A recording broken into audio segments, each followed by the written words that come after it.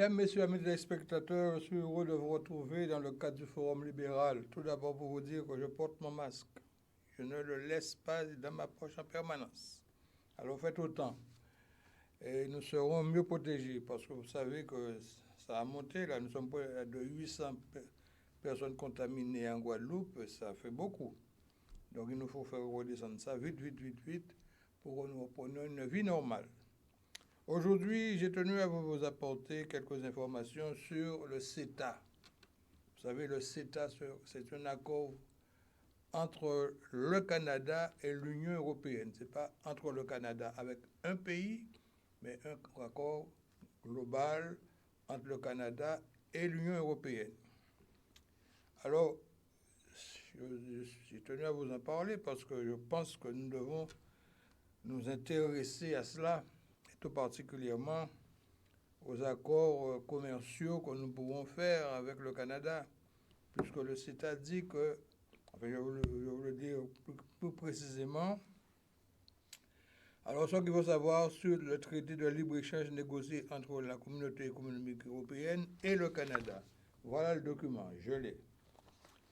Alors, ce document dit, le traité décrit par le Premier ministre canadien comme le chef de file en matière d'échanges commerciaux et d'investissements progressistes a été approuvé par le Parlement européen mercredi. Le mercredi, il y a deux ans déjà, en 2017. Des opposants à l'accord de libre-échange entre l'Union européenne et le Canada, qui doit être soumis au vote du Parlement européen mercredi, ont présenté lundi à Strasbourg une pétition signée par 3 500 000 Européens.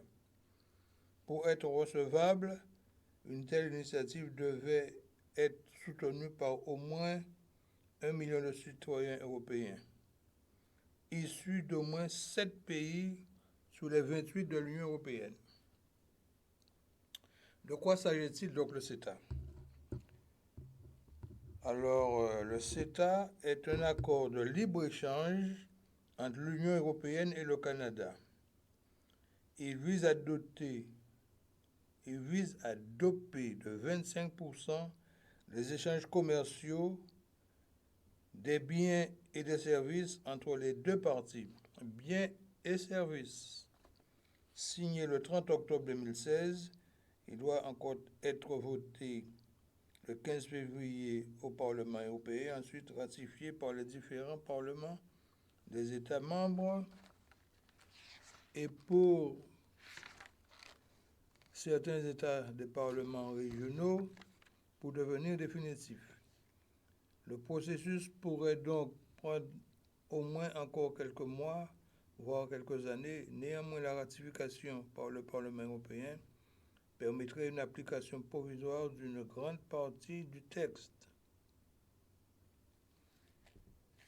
Alors, le CETA dit de nouvelle génération supprime 90% des droits de douane entre l'Union européenne et le Canada. Donc, qui dit 99% de droits de douane entre l'Union européenne et le Canada?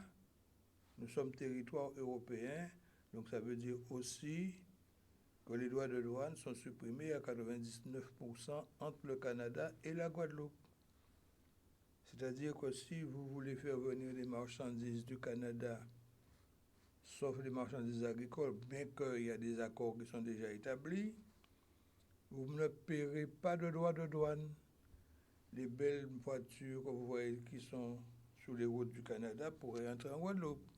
Mais aussi les matériels de transport en commun, le matériel de manutention, parce que c'est un pays qui est très organisé en matière industrielle, donc nous pourrions bénéficier de matériel qui pourrait être utilisé sur le port de Pointe-à-Pitre et de Basse-Terre, bien entendu. Donc, si j'insiste pour que nous puissions nous intéresser à cela, c'est parce qu'il y a une déclinaison municipale aussi. Ça veut dire que des municipalités de Guadeloupe peuvent signer des accords de partenariat avec des municipalités du Canada. Et moi, j'opte plutôt pour la province du Québec, parce que le Québec est pratiquement un pays français. Les Canadiens du Québec ne se considèrent pas réellement comme Canadiens, ils se considèrent comme étant des Québécois. Et être Québécois veut dire qu'ils gèrent le Québec. Ils ont leur parlement, ils ont leur ministre intérieur, ils ont toute espèce d'administration identique à ceux qui pourraient exister en France, mais uniquement au niveau du Québec.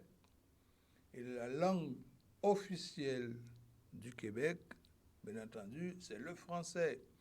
Rappelez-vous que le grand Charles de Gaulle, a eu l'occasion d'aller en 1960, dans les années 60-62 par là, au Québec, et il avait fait une conférence devant une foule considérable.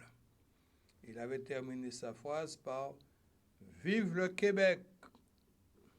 Un temps d'arrêt, et il a repris « Vive le Québec libre !» Alors ça veut tout dire que la France soutient non pas la séparation du Québec du Canada, mais soutient l'autorité québécoise. Et le Premier ministre actuel, M. Trudeau, Justin Trudeau, est de la province du Québec. Il est président, il est Premier ministre de l'ensemble du Canada. Il a son bureau, bien entendu, à Ottawa, mais il est d'origine québécoise. Il a été reçu déjà en France par le président Macron. Il y a une certaine complicité qui existe entre ces deux personnalités-là. Alors pour ma part, moi, je dis que nous sommes un territoire français. Il n'y a aucun doute là-dessus. Nous sommes aussi un territoire européen.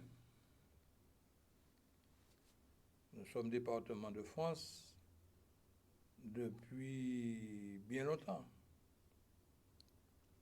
1946.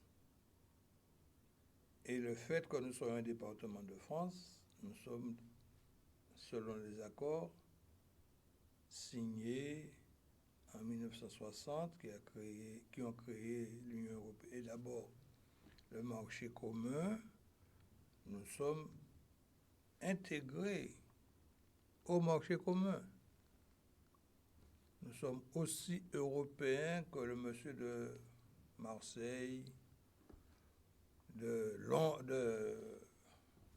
Calais, j'allais dire Londres, mais de Calais qui amène des gens à Londres, et des pays du Sud. Nous sommes européens. Donc, nous n'avons aucun désavantage à commercialiser avec le Canada, puisque notre monnaie, l'euro, est supérieure au dollar canadien. Donc nous aurons un avantage au niveau de change sur le plan financier. Alors comme il y a une déclinaison municipale, eh bien j'insiste auprès de mon maire, notamment Éric Jalton, qui est également président de Cap Excellence, comme vous dites, comme vous savez, qui est une communauté de communes. Donc si nous parvenons à créer un courant d'échange sans droit de douane entre le Canada, pas le Canada, entre le Québec et nous-mêmes, ce serait une très bonne chose pour nous. Nous avons des produits qui pourraient rentrer au Canada sans droit de douane. Nous avons également des produits venant du Canada par le Québec notamment, sans droit de douane. Et si j'en parle et que j'insiste, c'est parce que nous avons une tête de pont là-bas. Ma fille, Sabine, que vous avez dû voir à plusieurs reprises dans des reportages de Guadeloupe Première, est un fonctionnaire canadien, parce que ma fille a la double nationalité franco-canadienne. Elle travaille donc pour le gouvernement au niveau du ministère de l'immigration et de l'intégration. Elle me dit tout l'intérêt que nous aurions à accentuer nos échanges avec le Canada. Et c'est pourquoi que j'insiste aujourd'hui auprès de vous pour que nous puissions envisager, ne serait-ce qu'une petite délégation, hommes d'affaires, politiques, que nous puissions aller rencontrer les autorités du Québec pour voir dans quelle mesure que nous pouvons développer des opérations d'échange dans l'intérêt de tous. Nous avons un produit phare qui est le rhum, nous avons un deuxième produit qui est le sucre. Pourquoi pas? On pourrait peut-être élargir nos échanges. Personnellement, quand j'étais gérant de la société SPC, la société de production et de commercialisation, qui a été la première entreprise à planter et exporter du melon de Guadeloupe, c'était moi le gérant. Peu de gens le disent, mais c'est moi qui ai créé la société d'exploitation de melon. J'ai été aidé par certains amis, notamment M. Fréchou, qui est hélas décédé, parce que c'est lui qui a réalisé tous les essais des différentes variétés à Saint-François sur ces terres. Et ensuite, j'ai monté une coopération avec M. Crane pour le faire venir à Moule. Et c'est ainsi que Crane a récupéré une parcelle à Moule qui a créé le flamboyant. Donc, c'est moi qui ai créé l'exploitation de melon. Je le répète ici, je le dis ici pour que les gens le sachent. Ce ne sont pas des gens venus ailleurs qui ont créé la production de melon en Guadeloupe. C'est moi, Alex Montpierre, avec une petite équipe. Nous avons fait ce qu'il fallait et nous avons été aidés par un grand amoureux de l'agriculture, c'était José Moustache, qui m'a poussé, il m'a dit allez, nous que fait, nous allez. Et il avait même mis des terres à ma disposition à Hans Bertrand pour faire des essais. Il y avait également un monsieur à Mornalo, monsieur Thésor, qui avait mis ses terres aussi à notre disposition pour faire des essais. Et nous avons réalisé des essais. Maintenant, ce sont d'autres qui tirent profit. Je suis bien content que les autres tirent profit de ce que nous avons fait, puisque mon objectif, c'était que la Guadeloupe exporte quelque chose. Et nous sommes arrivés à exporter du melon. Et notre melon, celui que j'avais sélectionné personnellement d'ailleurs, le Cantor, est devenu le melon le plus prisé actuellement dans le monde. Et le melon de Guadeloupe est connu sur pratiquement toutes les tables de ce monde-là. Autrement dit, le Canada, je vous en parlais, pour l'exportation de melon, j'ai fait une première exportation de 150 tonnes, un contrat de 150 tonnes, et voilà que les importateurs du Canada se sont regroupés et m'ont demandé de faire avec eux un contrat pour 300 000 tonnes. Même si on mettait toute la Guadeloupe en exploitation pour faire du melon, on n'aurait jamais atteint les 300 000 tonnes. Je leur ai dit, je suis désolé, je ne peux pas faire cela. Je reste sur le contrat de 150 000 tonnes que nous avons mis en place. Et je sais qu'on l'aurait atteint difficilement, mais on l'aurait atteint. Mais nous ne l'avons jamais atteint. Et pour des raisons autres que je ne vais pas vous citer ici, j'ai dû faire autre chose et laisser l'exploitation à d'autres. Et aujourd'hui, nous sommes exportateurs. Et nous avons d'autres idées, mais bon, ça viendra petit à petit. Avec Cap Excellence, nous avons quelques idées. Avec le maire des Abîmes, nous avons quelques idées. Et nous verrons comment on va les mettre en application. Évidemment, si les Guadeloupéens veulent bien se mettre au travail. Moi, j'ai 78 ans, vous le savez, je ne suis pas d'aujourd'hui, je suis d'hier. Hein. Et mon espérance de vie reste relativement limitée. Si j'atteins 90 ans, ce serait une excellente chose. Mais le pourrais-je? Je n'en sais rien. Seul le bon Dieu là-haut peut le dire. Alors, je vous parlais la semaine dernière d'un livre que j'ai commencé à lire en 1964 et que jusqu'à présent je n'ai jamais fini de le lire. Il s'appelle un livre de Nietzsche, La généalogie de la morale. C'est un livre qui est constitué par 4 dissertations. Et dans l'une des dissertations, je suis resté québécois, comme on dit, quand Nietzsche déclare que Dieu est le maître du diable. Bah, je sais, la Bible dit, et Saint Michel à cheval avait tué le dragon qui était le diable, enfin. Le diable. Je vous dis en passant que le diable en question que Saint Michel tuait était noir comme un nègre. Hein? Bon, oublions ça. Alors, Nietzsche dit que Dieu est le maître du diable. Et en quelque sorte, Dieu combat le diable. Mais s'il est le maître du diable,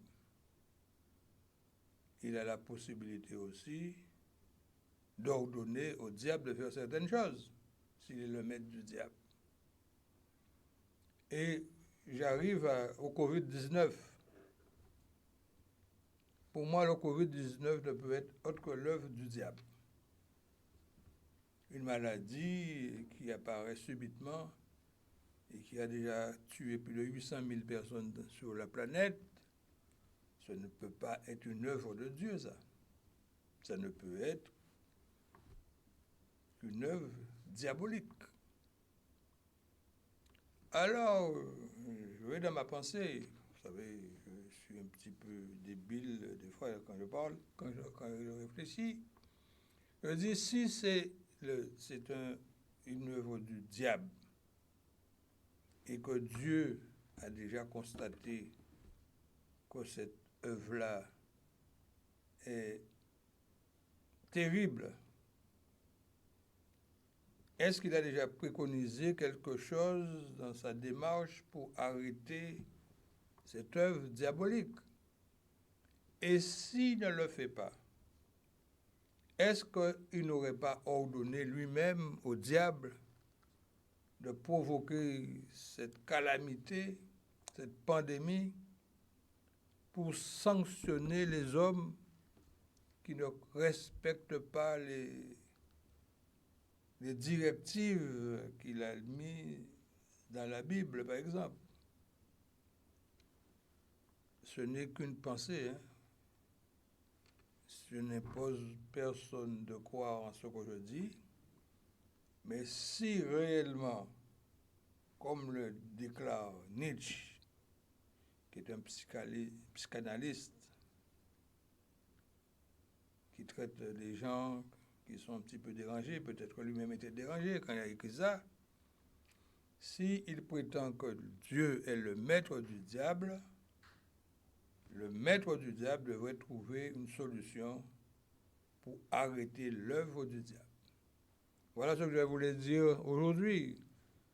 Je vous ai peut-être entraîné dans une pensée qui n'est peut-être pas celle que vous aurez imaginée, mais pensez-y et essayons de notre côté, en tant que disciples de ce Dieu, d'éviter par les consignes de barrières, les consignes de prévention, d'arrêter cette maladie ici en Guadeloupe, parce que ça ne nous apporte que de mauvaises choses. Il pleut, prudence sur les routes, il y a peut-être pas un ouragan, mais un mauvais temps annoncé. Arrangeons-nous pour que nous puissions être en sécurité. Et je vous souhaite bon week-end malgré tout. On se retrouve samedi prochain dans le cadre du Forum libéral. Bon week-end à tous.